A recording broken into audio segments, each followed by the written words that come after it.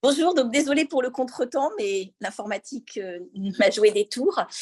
Donc moi, je suis Nathalie Trignol-Viguier, je suis médecin généraliste de formation, mais ça fait 23 ans que je travaille au centre d'orthogénie où je suis médecin référent et je fais donc contraception, IVG, santé sexuelle en général. J'ai aussi un diplôme de sexologue et je travaille au réseau Périnat région Centre-Val de Loire pour coordonner la commission santé sexuelle et orthogénie. Et je suis aussi coprésidente de l'ANSIC, c'est pour ça que j'ai mis le logo. L'ANSIC, c'est l'association des centres d'interruption de grossesse et de contraception, et donc une association de professionnels de santé qui, et pas que santé, enfin de professionnels en général, qui militent pour les droits des femmes et pour l'accès à la contraception à l'IVG.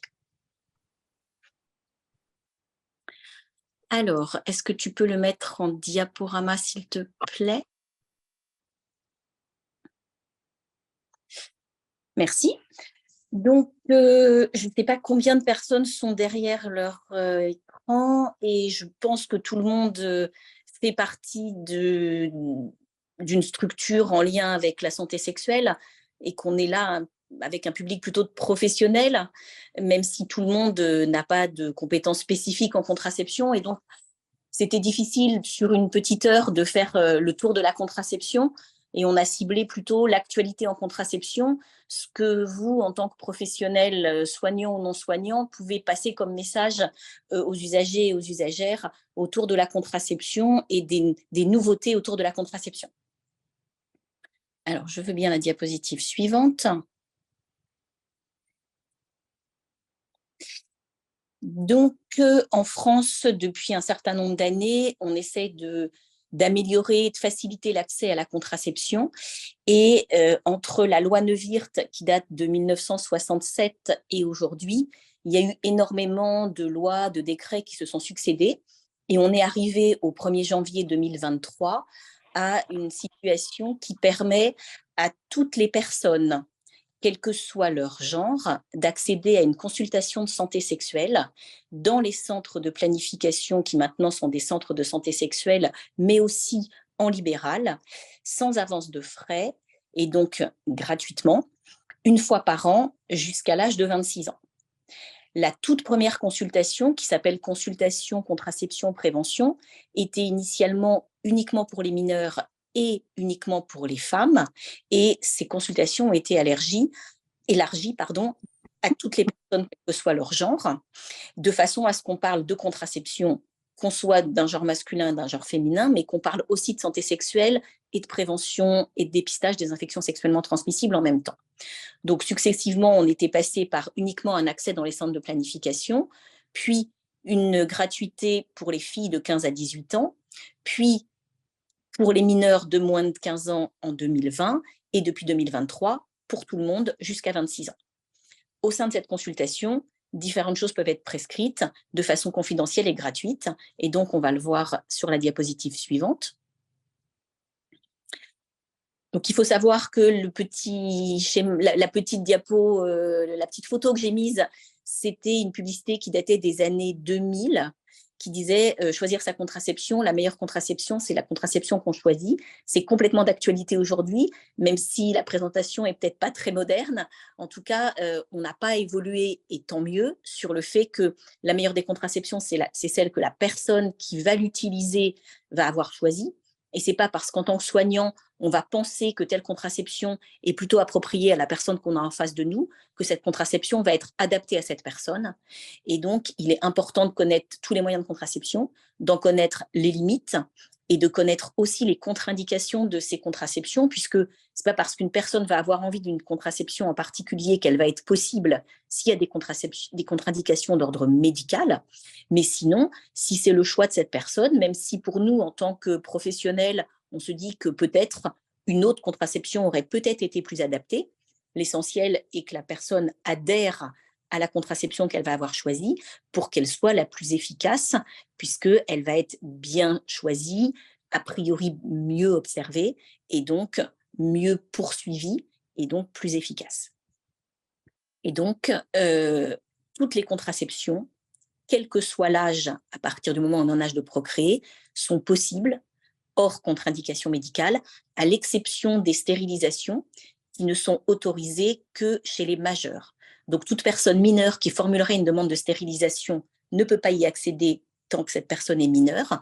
Et dès 18 ans et 4 mois, puisque les deux conditions sont d'être majeur et d'avoir respecté un délai de réflexion de 4 mois entre le moment où on formule la demande et le moment où on peut y accéder, toute personne de 18 ans plus 4 mois pourrait se voir accepter une stérilisation à visée contraceptive. J'ai dit pourrait parce que même si la loi le permet, on sait que peu de professionnels vont adhérer à cette demande, mais en même temps, peu de personnes de cet âge vont aussi faire cette demande. Et donc aujourd'hui, un professionnel qui dirait vous n'y avez pas droit, vous êtes trop jeune, vous n'avez pas d'enfant, vous n'avez pas de partenaire stable, enfin tout ce qu'on peut entendre, c'est un abus de pouvoir du professionnel d'avoir ce discours-là.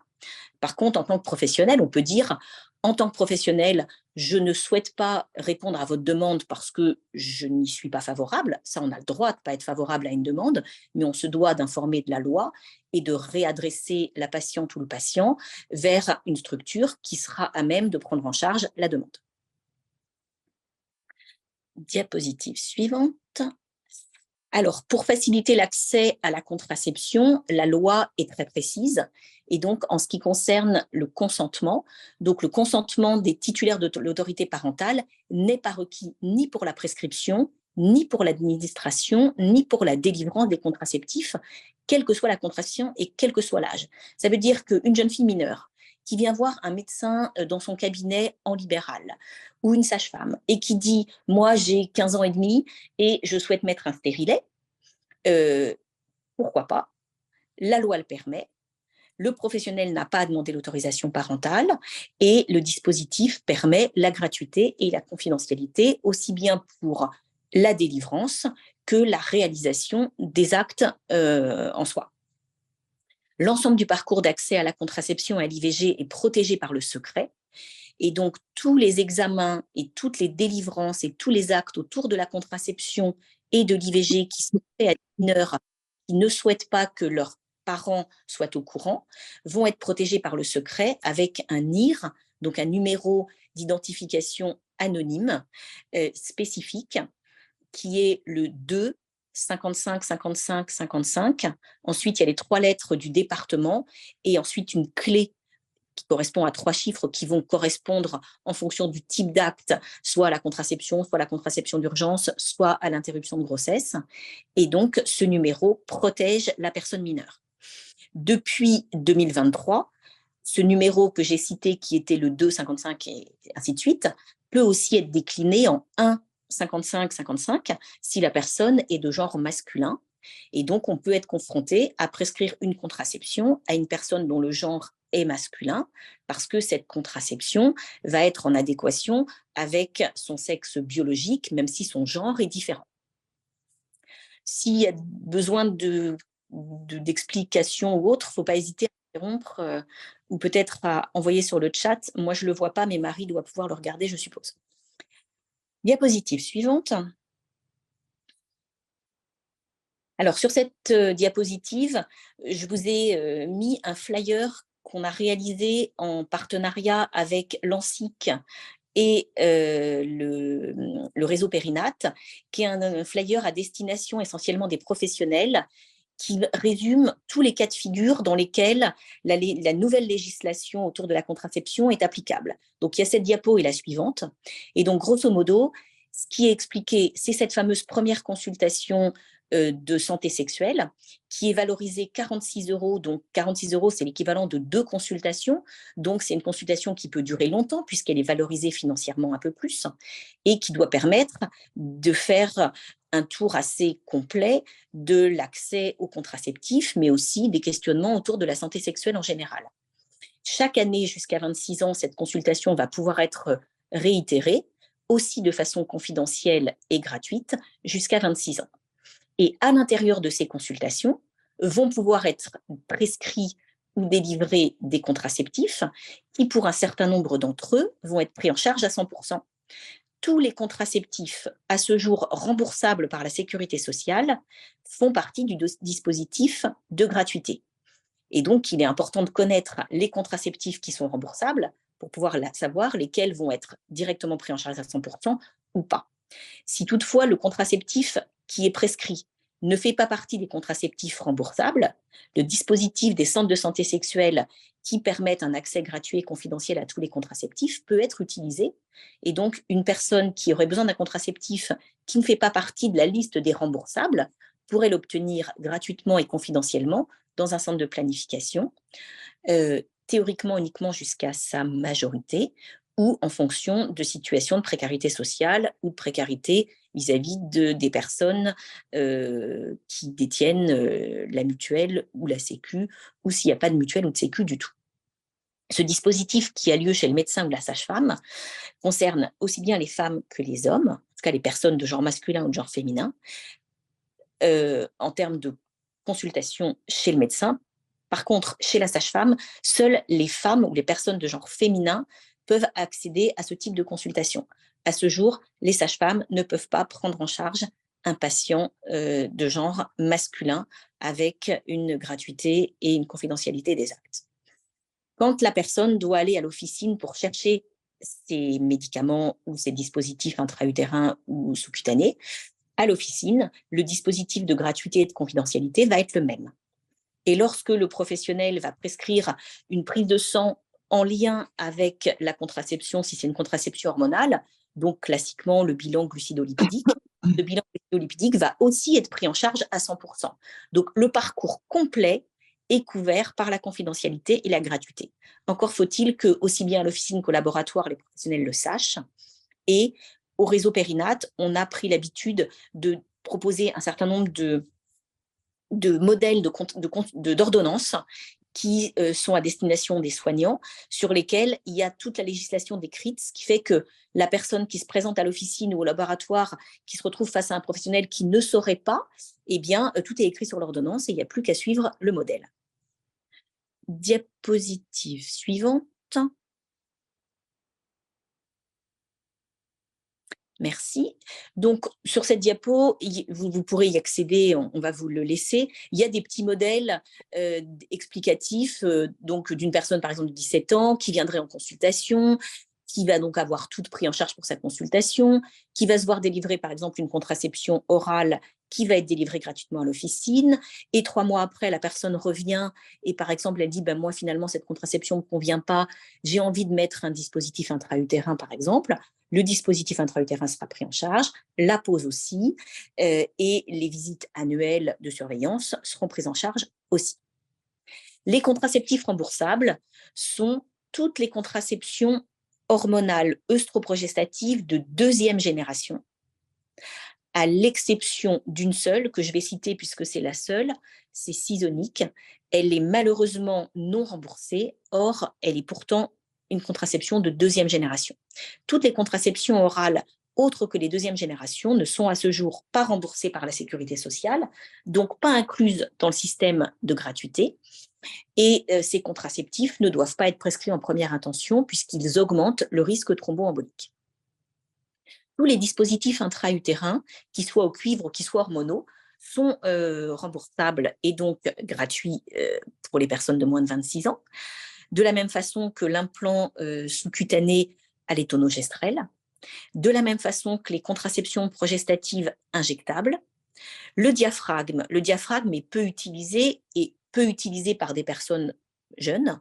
Cela dit, il a un taux de remboursement qui est de quelques euros et ce taux de remboursement de quelques euros permet de le classer dans les contraceptifs remboursables et donc de pouvoir bénéficier du système de gratuité aussi. En parallèle de ça, 2 préservatifs à ce jour, et il n'y en a que 2, les préservatifs Eden qui existent en taille standard ou en taille XL et les préservatifs sortez couverts font partie du système de prise en charge. Et alors, ils ne sont pas considérés comme des contraceptifs, mais depuis le 1er janvier, ils ont été élargis au système de gratuité pour toutes les personnes de moins de 26 ans, quel que soit leur genre, et surtout sans prescription médicale. Donc aujourd'hui, si on voit une personne de moins de 26 ans, on n'a même pas besoin de lui prescrire ce type de préservatif, puisque cette personne peut, sans ordonnance, en officine, aller chercher jusqu'à 1 boîte par jour. Par contre, si la personne a plus de 26 ans, une prescription permet d'accéder au remboursement Sécu mutuelle et donc peut-être à un 100% si la personne a une mutuelle, mais uniquement par le biais d'une prescription si la personne a plus de 26 ans. Les contraceptions d'urgence, depuis le 1er janvier 2023, sont, elles, en ce qui concerne les contraceptions d'urgence hormonales, on le reverra un petit peu plus tard, sont, elles, entièrement gratuites, quel que soit l'âge et quel que soit le genre aussi. Ce qui veut dire qu'aujourd'hui, une personne dont la présentation pourrait être de genre masculin pourrait aller à l'officine chercher une contraception d'urgence gratuitement, confidentiellement, pour la personne en elle-même, puisque son identité de genre peut être différente de son genre biologique, de son sexe biologique, pardon. Mais un jeune homme pourrait aussi aller chercher une contraception d'urgence à destination de sa partenaire. Donc, cet élargissement sans limite d'âge et sans notion de genre permet de couvrir toutes les situations pour lesquelles les personnes pourraient avoir besoin d'une contraception d'urgence hormonale, y compris chez les majeurs, puisque je vois la question qui passe. Par contre, chez les majeurs, il n'y a pas d'anonymat, puisqu'il y a besoin de la carte vitale. Chez les mineurs, il n'y a pas besoin de la carte vitale. Chez les majeurs, il y a besoin de la carte vitale, mais il y aura une transparence au niveau du compte Amélie sur le fait que la personne sera allée à l'officine chercher quelque chose. Mais il faut quand même que la personne ait sa carte vitale. Pour les personnes qui n'ont pas de carte vitale, ça fonctionne pour l'AME. Par contre, ça ne va pas fonctionner pour une personne qui n'aurait pas d'AME. Et dans ce cas, les centres de planification, enfin les centres de santé sexuelle, sont toujours en capacité de délivrer à ces personnes-là. J'ai vu passer aussi dans le chat une question qui concernait les spermogrammes. Alors ça, c'est intéressant. Le spermogramme, aujourd'hui, fait partie des examens qui sont proposés pour les contraceptions thermiques masculines. Or, ce n'est pas quelque chose qui, aujourd'hui, est encore recommandé de façon officielle par nos autorités de santé. Donc, ce sont des pratiques qui se font, qui sont encadrées souvent par des soignants ou pas. Et donc, si on prescrit le spermogramme, puisqu'il ne fait pas partie du dispositif officiel à ce jour autorisé dans le cadre de la contraception, le spermogramme ne sera pas pris en charge ni confidentiellement ni gratuitement. Mais il sera pris en charge à 65% comme un acte de médecine et on n'a pas à justifier du pourquoi on demande cet examen. En tout cas, le laboratoire n'a pas à demander si c'est à visée contraceptive thermique ou si c'est dans le cadre d'un bilan de fertilité. Donc, on peut le prescrire, pas confidentiellement, pas gratuitement, mais pris en charge avec Sécu mutuelle si c'est le cas. Diapositive suivante. Si je n'ai pas vu toutes les questions, on les verra. Juste une dernière question, du coup. Quels moyens disposent les pharmacies pour vérifier si plus ou moins de 26 ans afin de délivrer les préservatifs? Alors, c'est une bonne question. Normalement, un pharmacien n'a pas le droit de demander la carte d'identité de la personne. Donc, quand une personne est mineure ou se dit mineure, le pharmacien doit la croire sur parole et doit délivrer la contraception d'urgence. Et donc, les préservatifs aussi. Donc, imaginons que moi, tout à l'heure, je vais à l'officine et je dis bonjour, je suis mineure, je voudrais une contraception d'urgence et une boîte de préservatifs. Je crains que ça se voit sur mon visage que je ne suis pas mineure. Cela dit, c'est ma parole contre la leur. Et quelque part, eh bien, ils n'ont pas le droit de me dire vous n'êtes pas mineur, ça se voit, c'est pas vrai, montrez-moi votre carte d'identité pour le prouver. En pratique, je ne sais pas si quelqu'un le ferait. Si la personne se dit majeure et se dit entre 18 et 26 ans, comme le pharmacien doit lui demander sa carte vitale, par définition, le pharmacien aura accès à son âge. Donc, il n'y a que pour les mineurs que le pharmacien n'a pas le droit d'exiger un document si le mineur demande la confidentialité. Et au bout d'un moment, c'est vrai qu'on ne peut plus tellement être plausible en disant « je suis mineur ». Petit complément de question, du coup, merci pour cette première réponse. Je me permets de prendre la parole sur ce sujet. Moi, je suis plutôt concerné pour les travailleuses du sexe qui n'ont pas de couverture santé et qui Ouais. sont parfois entre 18 et 26 ans. Du coup, la couverture santé est obligatoire. On ne peut pas passer par le numéro confidentiel. Alors, vous êtes médecin, pharmacien? Je suis Émeric Korfmat, animateur d'action pour l'association AIDE. D'accord. Alors, normalement, si on applique la loi, si on respecte les choses, effectivement, il n'y a pas de solution. Pour ces personnes qui sont majeures et qui n'ont pas de couverture sociale, il n'y a pas de solution, en tout cas en ville. Mais il y a la solution dans nos structures, centres de santé sexuelle. Et donc, à Tours, il y a le centre de santé sexuelle qui est adossé au Cégide, rue Géant Fouquet. Oui. Il y a notre structure, le centre d'orthogénie, à Bretonneau. C'est les deux structures à Tours intramuros. Il y a une antenne aussi à Tours Nord sur certains jours. Et puis, il y a à Descartes, il y a à Chinon, il y a à Amboise. Mais en libéral, en ville, c'est pas possible. Ou alors, il faut, et ça je ne devrais pas le dire, ben, il faut faire comme si c'était une personne mineure. Et on peut Oui. utiliser le mot d'anonymisation. Mais si on veut respecter les choses, soit il faut que la personne se revendique mineure et on accepte de considérer qu'elle est mineure au bénéfice du doute et on fait le numéro d'anonymisation, soit si elle donne son vrai âge, on n'a pas d'autre alternative, il n'y a pas de possibilité de gratuité et d'anonymisation en ville. Merci pour cet éclaircissement. Alors, diapositive suivante. Alors là, les deux petits flyers que vous avez vus, vous pouvez les retrouver sur le site du réseau Périnate et vous avez en vert, là, vous passez la souris dessus et vous avez accès à tous les textes de loi. Voilà, on a essayé de faire quelque chose d'assez explicite, mais en même temps, on peut creuser pour aller chercher les infos les plus pertinentes jusqu'au bout des textes de loi. Diapositive suivante. Alors là, je vous ai mis les contraceptions vues par le corps médical, c'est-à-dire globalement les médecins et les sages-femmes. Et vous voyez sur cette diapo que quand même, on pense beaucoup aux femmes quand on est des médecins et qu'on parle contraception. Puisque les contraceptions médicales sont quasi exclusivement des contraceptions féminines. Vous avez en jaune les contraceptions hormonales, telles que le patch, l'anneau vaginal, les progestatifs injectables, le système intra-utérin olivonorgestrel, les pilules, qu'elles soient œstroprogestatives ou progestatives, et l'implant sous-cutané.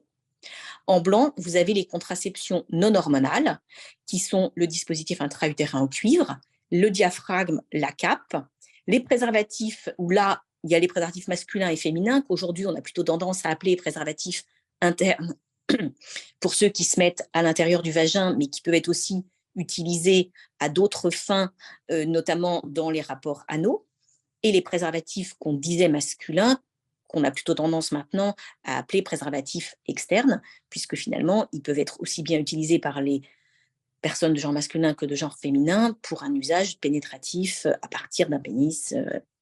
Et ils peuvent être utilisés aussi sous d'autres formes.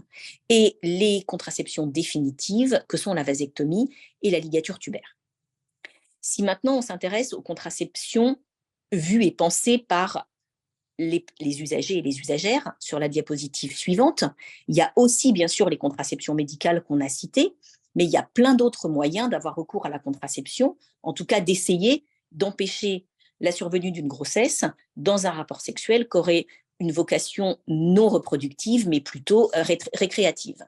Et donc, ça peut être l'usage des préservatifs, mais ça peut être la méthode des calculs, ça peut être l'abstinence périodique, ça peut être le coït interrompu, ça peut être la méthode Billings, ou des rapports non vaginaux.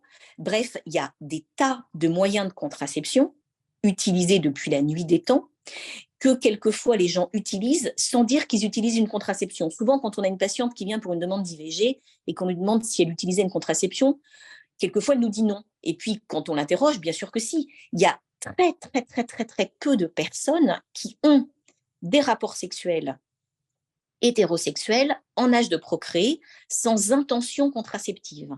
Mais cette intention contraceptive, elle n'est pas toujours vécue comme telle par le corps médical et elle n'est pas toujours avec une efficacité suffisante au regard de la fertilité des personnes. Mais c'est rare qu'il n'y ait pas d'intention contraceptive. Et aujourd'hui, il y a aussi une tendance à vouloir répartir la charge contraceptive plus uniquement sur la femme, mais aussi sur l'homme. Alors déjà, dans la méthode du coït interrompu, dans la méthode de l'abstinence périodique, dans l'utilisation des préservatifs ou des rapports non vaginaux, il y avait une implication de l'homme dans la contraception, mais une contraception qui est partagée dans le moment de la sexualité par les deux personnes. Partagée ou pas toujours d'ailleurs, puisque le coït interrompu peut ne pas avoir été décidé d'un commun accord et que le partenaire décide de se retirer alors que la femme n'avait peut-être pas ce souhait-là, ou à l'inverse, que c'est pu être décidé et que ça ne soit pas appliqué ou appliqué de façon inadaptée parce que c'est pas toujours évident de maîtriser l'éjaculation et même avant l'éjaculation, il peut y avoir l'émission d'un liquide séminal qui contient déjà des spermatozoïdes et qui expose déjà à la grossesse. Et donc, il y a des mouvements de plus en plus bruyants, au sens positif du terme, d'envie de contraception masculine. Et donc, il y a une association qui s'appelle Ardecom qui cherche à promouvoir la recherche et la contraception masculine. Et donc, diapositive suivante. Dans les contraceptions masculines qui sont proposées aujourd'hui, il y a la contraception par remontée testiculaire, qui est une contraception thermique, qui consiste à remonter les testicules dans les creux inguinaux, de façon à ce que les testicules qui, à l'état de base, sont à une température inférieure à 37 degrés, puisqu'ils sont extracorporels, deviennent à 37 degrés dans les creux inguinaux et les spermatozoïdes ne supportent pas la chaleur et donc ça va détruire le capital des spermatozoïdes de façon temporaire le temps que les testicules sont mis au chaud. Et donc le slip chaud, ce qu'on appelle le slip chauffant, voilà. Donc, il y a aussi le jockstrap qui est une variante esthétique, on va dire, du slip chauffant. Et il y a un anneau en silicone qui se met autour de la verge et qui va aussi avoir pour objectif de coincer les testicules dans les creux inguinaux. En parallèle de ces méthodes mécaniques, il y a aussi des contraceptions hormonales. Et en termes de contraception hormonale, c'est des injections d'androtardil généralement, mais qui se font donc que par injection et donc par délivrance médicale, sachant qu'il n'y a pas d'autorisation de mise sur le marché pour ces médicaments et donc les instances n'en font pas la publicité aujourd'hui, n'en font pas la promotion puisque ça n'est pas officiel, mais plein d'associations comme Ardecom, comme l'ANSIC, ont envie de promouvoir ces méthodes. Et il y a des études qui sont en train d'émerger pour espérer, à terme, qu'elles puissent être délivrées de façon officielle et autorisée par nos autorités de santé. Et donc, il y a des associations qui militent pour.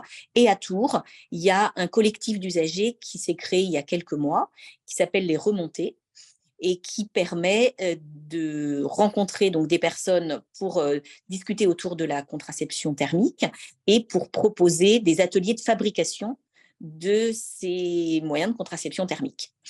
Donc, vous pouvez les retrouver sur Instagram et il y a les moyens de les contacter. Sur la ville de Tours, et sur notre département, alors là, je sais qu'il y a des gens de toute la région, et donc je suis désolée de ne pas connaître tout ce qui se passe partout, mais au centre d'orthogénie, par exemple, on a 2 de nos médecins qui assurent des consultations de contraception masculine.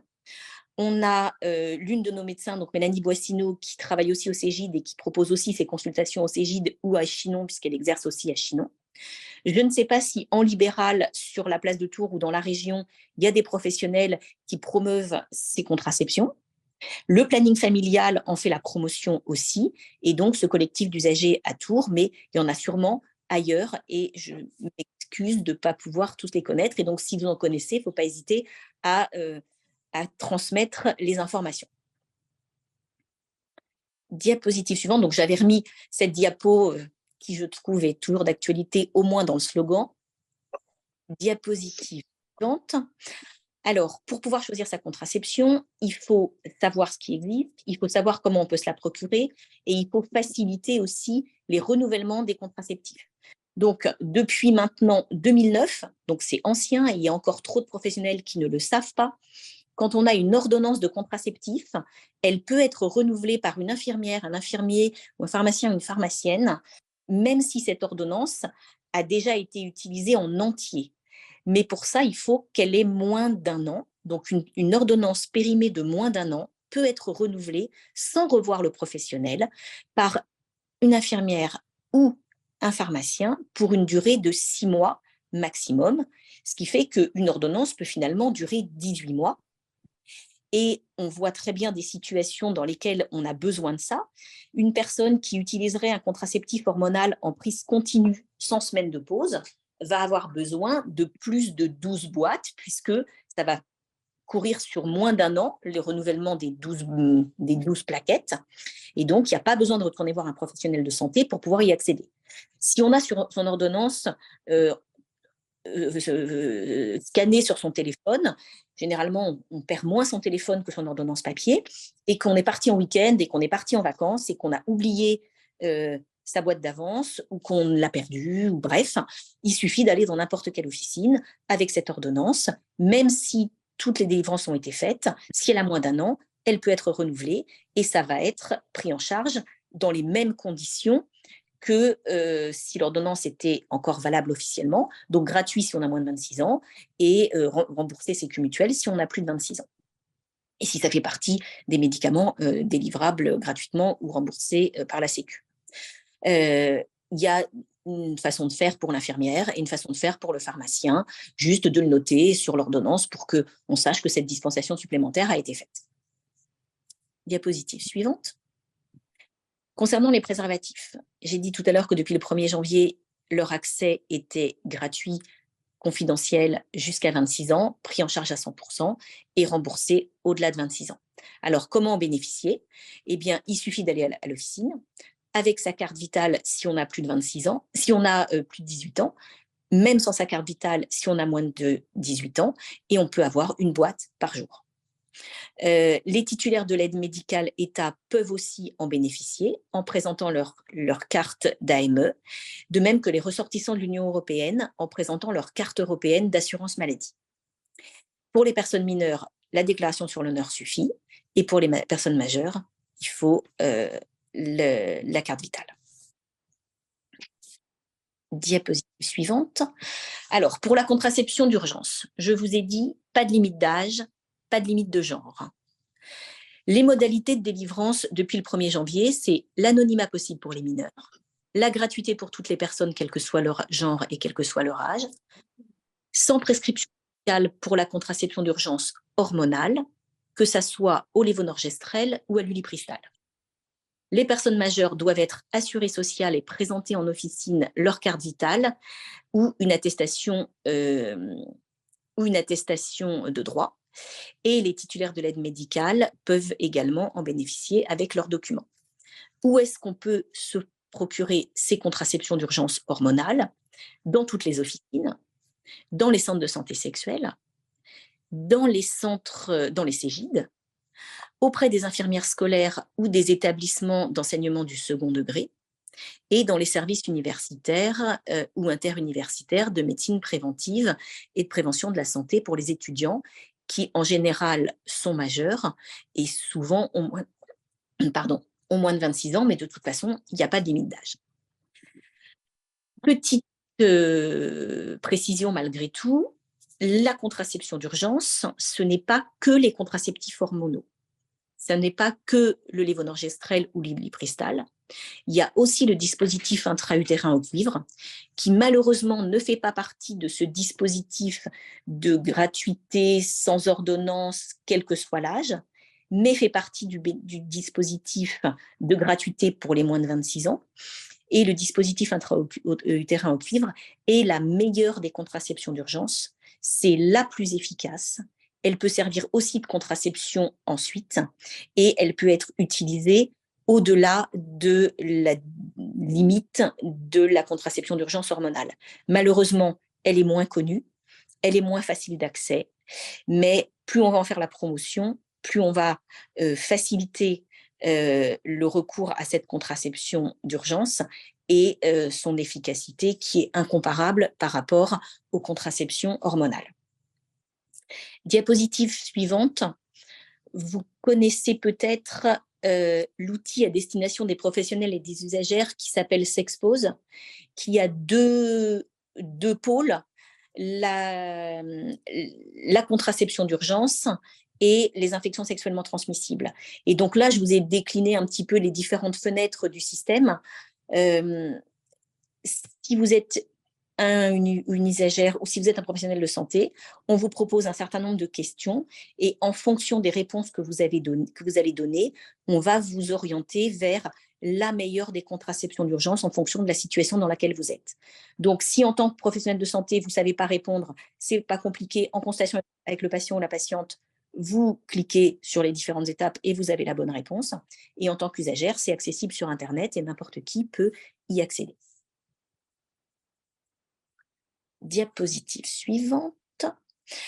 Pour améliorer l'observance et l'efficacité des contraceptifs, il faut être souple. Il faut être souple dans sa prescription, donc à la fois dans la capacité pour les personnes d'accéder aux contraceptifs, mais aussi dans la souplesse de l'usage de ces contraceptifs. Et donc, quand on prescrit ou quand on est usagère d'une contraception hormonale, il faut savoir qu'on peut l'utiliser en continu sans l'hémorragie de privation. La pilule qui se prend 21 jours, 7 jours d'arrêt, 21 jours, 7 jours d'arrêt, j'ai un peu envie de dire que c'est peut-être un peu dépassé aujourd'hui et en tout cas, ça ne devrait pas être la façon de la prescrire en première intention. On devrait systématiquement expliquer aux femmes que quand on est sous pilule, l'hémorragie de privation, ce n'est pas des règles, c'est une hémorragie de privation. Ça n'a pas la même signification. Ça peut avoir la même symbolique dans leur tête, mais ça n'est pas la même chose.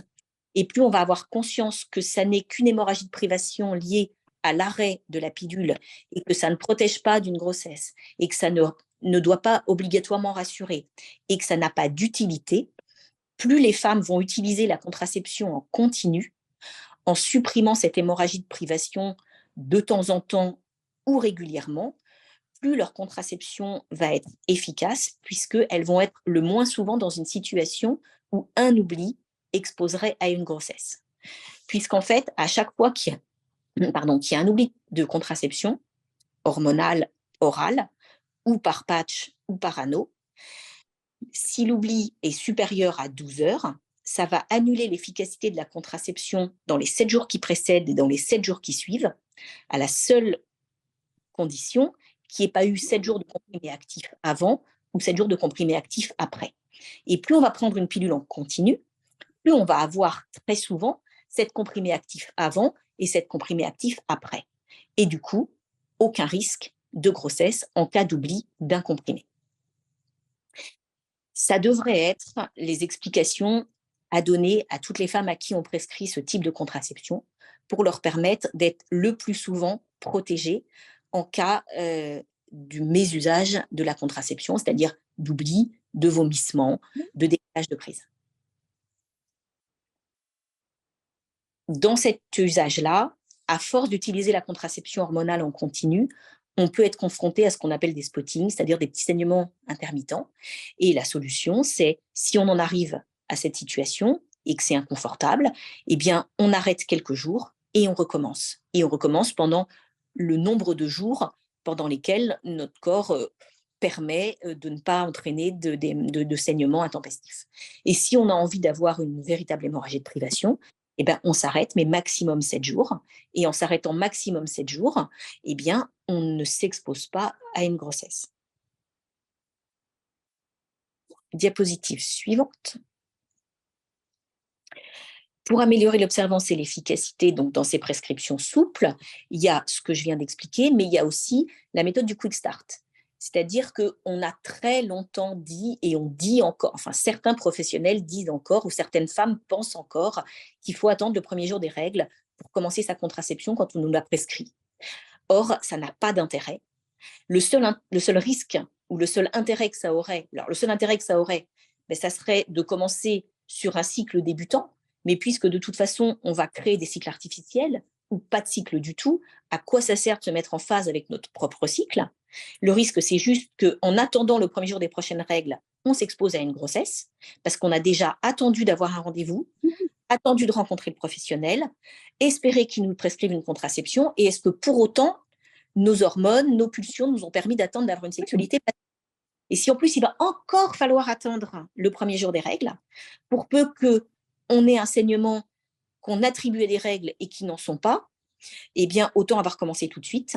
Et quand on commence tout de suite, la contraception, elle est efficace au bout de 7 jours, quelle que soit la situation.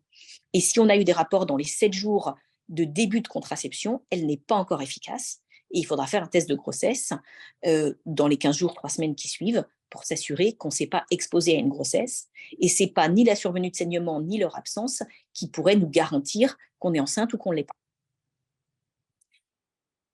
La prescription sur 1 an plutôt que sur 3 mois permet d'être plus souvent avec une ordonnance valable. Et donc, même si on a tendance à dire à nos patientes qu'au bout de 3 mois du premier contraceptif hormonal qu'on a prescrit, c'est pas mal de refaire le point pour voir comment ça se passe. C'est pas parce que c'est pas mal de refaire le point, il ne faut pas prescrire la contraception plus longtemps. Parce que si justement on n'a pas le temps de venir, si nos délais de rendez-vous sont très longs, eh bien on se retrouve sans contraception alors qu'on en avait besoin et on s'expose à une grossesse. Il faudrait permettre aux femmes, en tout cas là, en l'occurrence, c'est quand même plus pour des personnes de sexe biologique féminin qu'on parle de ces contraceptions, il faudrait leur permettre d'avoir la plus grande autonomie par rapport à nous. Et pour leur permettre d'avoir une autonomie, il faut que nous, on lâche du pouvoir médical et qu'on leur donne tous les moyens d'utiliser les contraceptifs à bon escient, comme elles en ont besoin, en les exposant au minimum. Et les exposer au minimum, c'est leur permettre cet accès facile et durable, plutôt que de se protéger derrière le risque médical d'un cholestérol qui augmenterait, mais qui ne changerait pas la face du monde à 3 mois près. Et s'il y a un seul examen à faire pour prescrire une contraception hormonale, c'est prendre l'attention. Et bien sûr, faire un interrogatoire adapté pour aller à la recherche d'éventuels facteurs de risque thromboemboliques, tels que des antécédents thromboemboliques personnels ou familiaux, tels que des cancers hormonodépendants, tels que des migraines avec aura, mais ces situations sont quand même assez peu fréquentes. Et si notre interrogatoire est bien mené, une prise de tension suffit, le bilan sanguin, il n'y a pas d'urgence, et la prescription, il y a souvent urgence. Parce que la grossesse sera de toute façon plus dangereuse que n'importe quel contraceptif hormonal, y compris sur le risque cardiovasculaire et thromboembolique. Et en plus, il y aura une grossesse qu'on n'avait pas envie d'avoir. Diapositive suivante. Eh bien, c'était la dernière.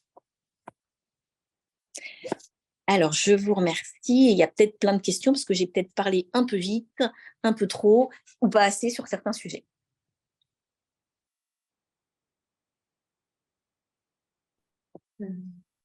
Vous pouvez prendre la parole si vous avez des questions. Il y en avait une dans le chat. La CCP, c'est la première la consultation, tu pourras m'aider, mais est cotable qu'une seule fois dans la vie d'un patient? Oui. Alors, comme c'est la première, effectivement, elle est cotable qu'une seule fois. Donc, on ne peut demander les 46 € et cette cotation qu'une seule fois. Alors, ce qui est compliqué, c'est que vous rencontrez une patiente ou un patient. Alors, si cette personne a 14 ans ou 15 ans, la probabilité qu'il y ait déjà eu plusieurs fois des consultations est assez faible. Mais si c'est une personne qui a 22 ans, qui vous dit « moi, j'ai jamais eu de consultation de contraception », est-ce qu'un professionnel n'a pas un jour délivré de l'information autour de la santé sexuelle et estimé qu'il avait fait cette consultation? Or, vous risquez, si la Sécu se rend compte que cette CCP a déjà été codée, qu'elle vous soit refusée. Et ça, c'est extrêmement compliqué de savoir. Mais au pire, vous aurez les 23 € et pas les 26. Mais ça ne doit pas nous empêcher de faire un acte de prévention, même si le codage n'est pas celui qu'on espère avoir. Enfin, c'est mon avis.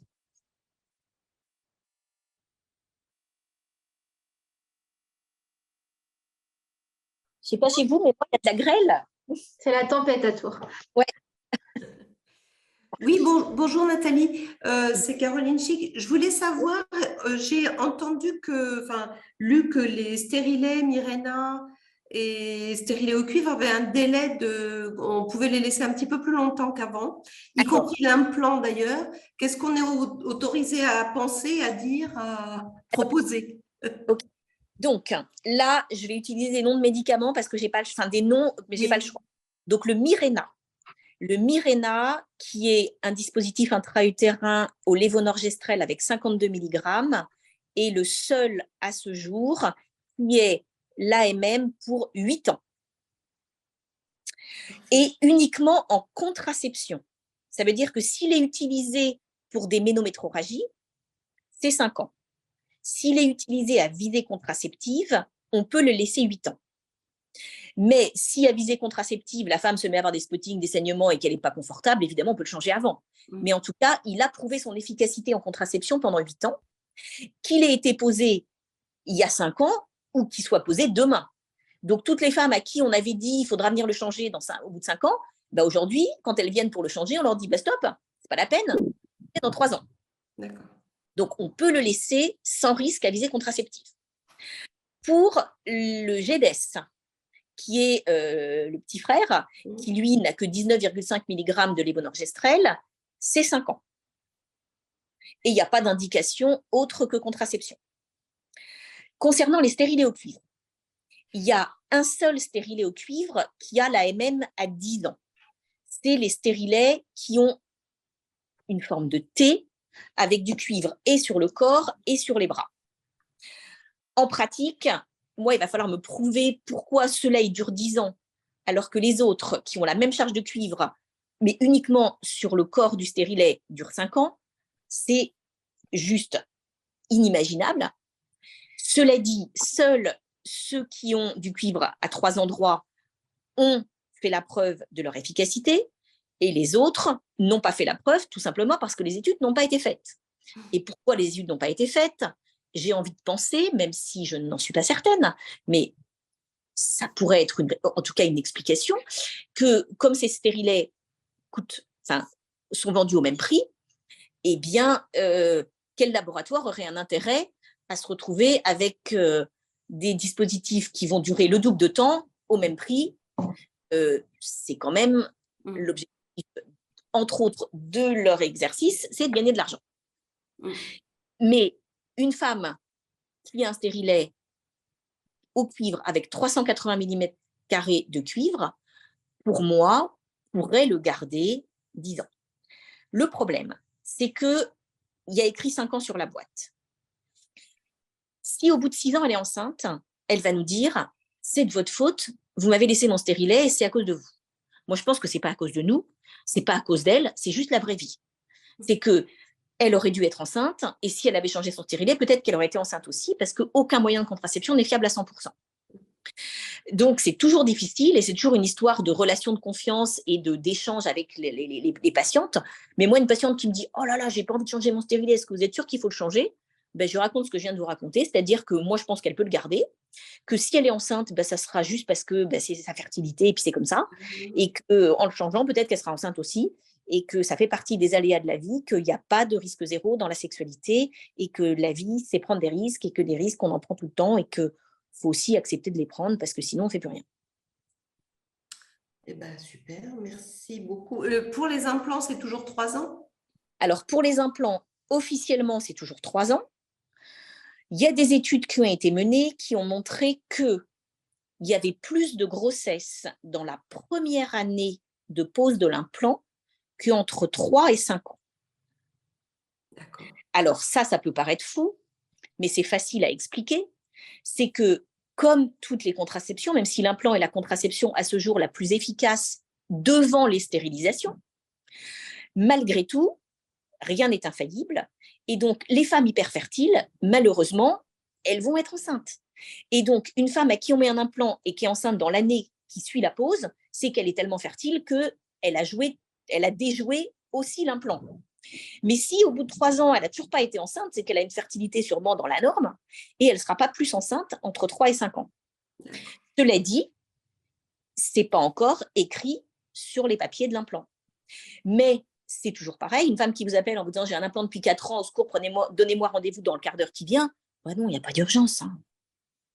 il n'y a pas d'urgence. Et donc, pendant la période Covid où on espaçait au maximum les consultations parce qu'il fallait rester caché chez soi, eh ben, on disait à toutes les femmes, gardez-le 5 ans, il n'y a pas de risque. Voilà. Mais il y a ce qu'on se sent de dire, il y a notre relation avec la patiente, il y a la confiance qui s'installe et il y a la réalité de la vie qui fait que on n'est pas devin et qu'on ne sait pas ce qui va se passer demain. Merci beaucoup.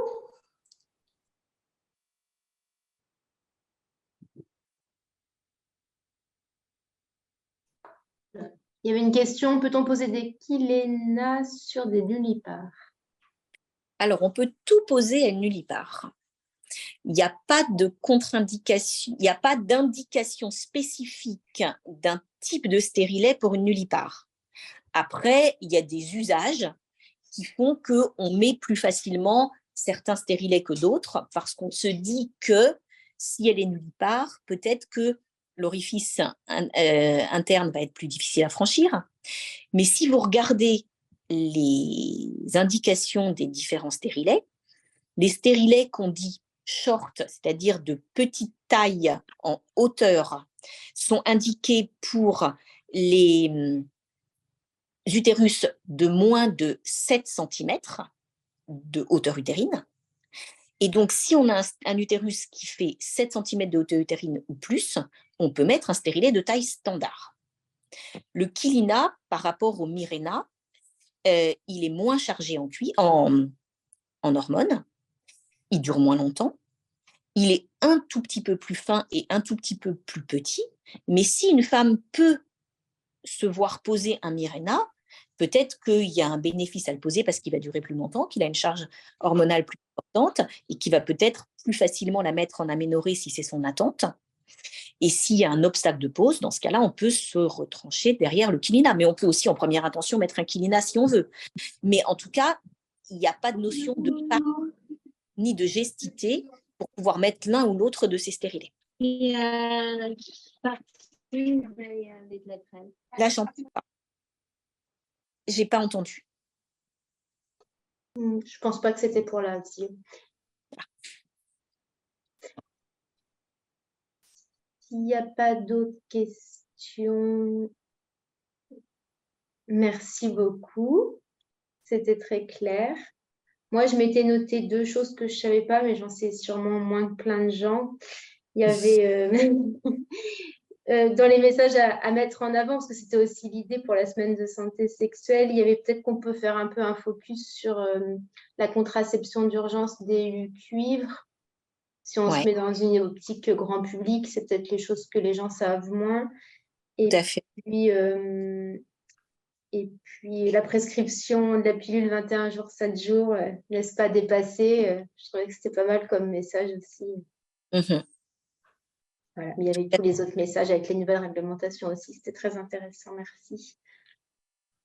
Ah, il y a une petite dernière question peut-être, et puis après, on pourra se quitter. Une jeune femme qui prend un contraceptif oral et qui souhaite passer à un implant du fait des effets indésirables, peut-elle... Ah, je sais pas la fin. Maryse, tu peux, vas-y, tu peux prendre la parole si tu as un micro. Oui, bonsoir. Bonsoir. Restez signé Tech Corévis entre Val-de-Loire.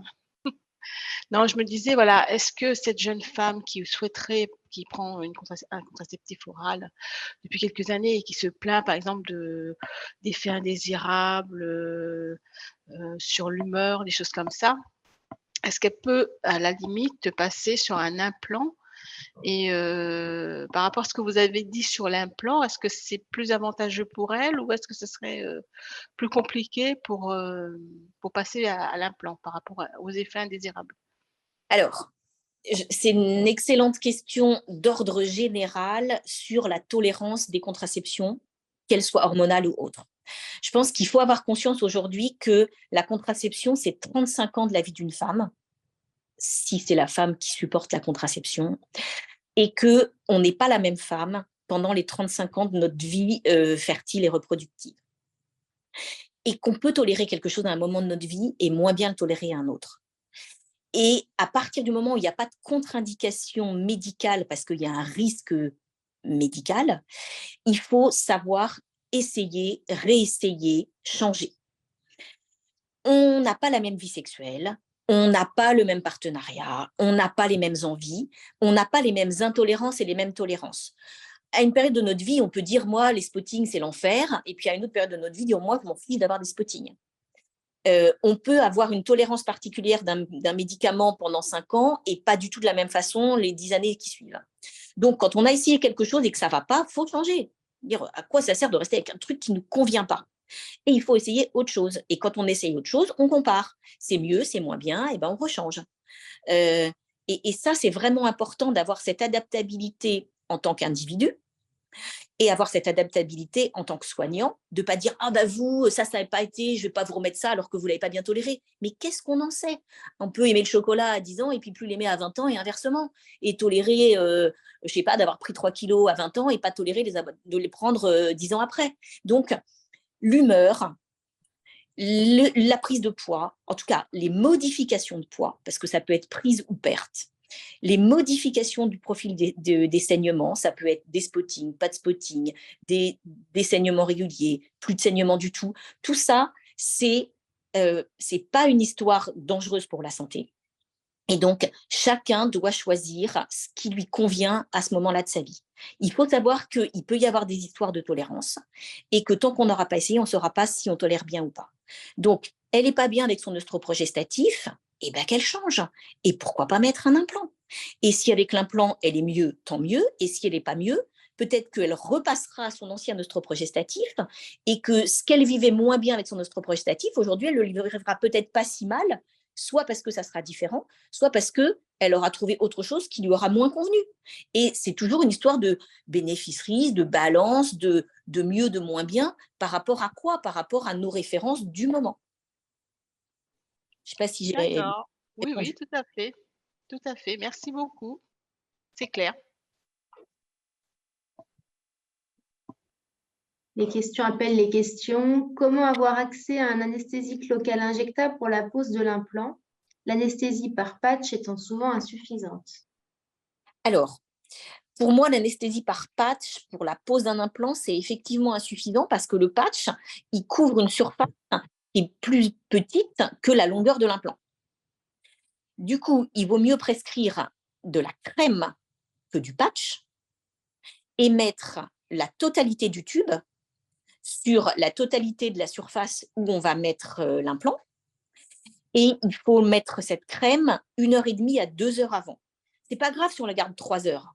C'est pas dangereux, c'est pas un problème. Mais si on la met moins d'1 heure, 1h30, selon les peaux, selon les personnes, ça risque d'être insuffisant. Donc, l'idéal, c'est 1h30, 2 heures, la totalité du tube, bien mettre les pansements adhésifs pour bien emballer la crème et que la crème, elle reste au contact de la peau pendant tout le temps où on en a besoin. Et sinon, l'anesthésie locale, c'est de la lidocaïne et c'est sur prescription au même titre que la crème ou le patch.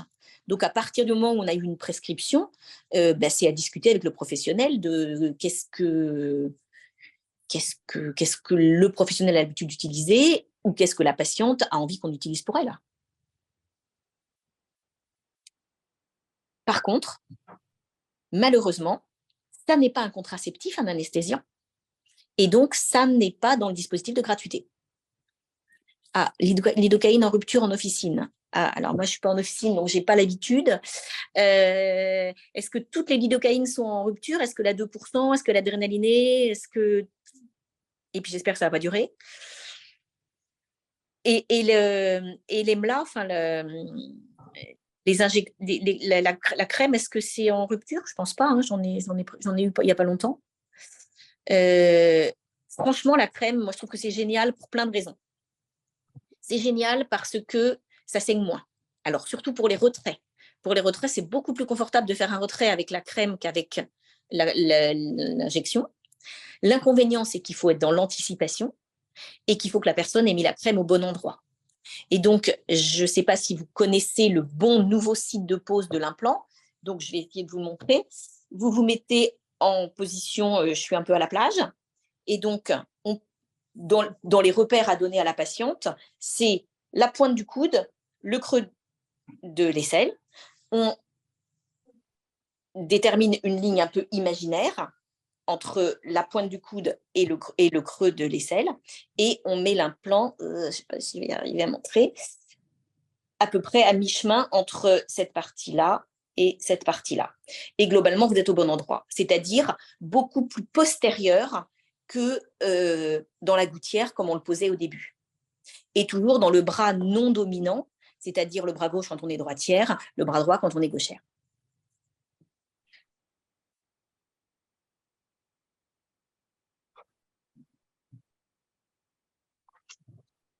On a fait le tour des questions, Nathalie, je crois.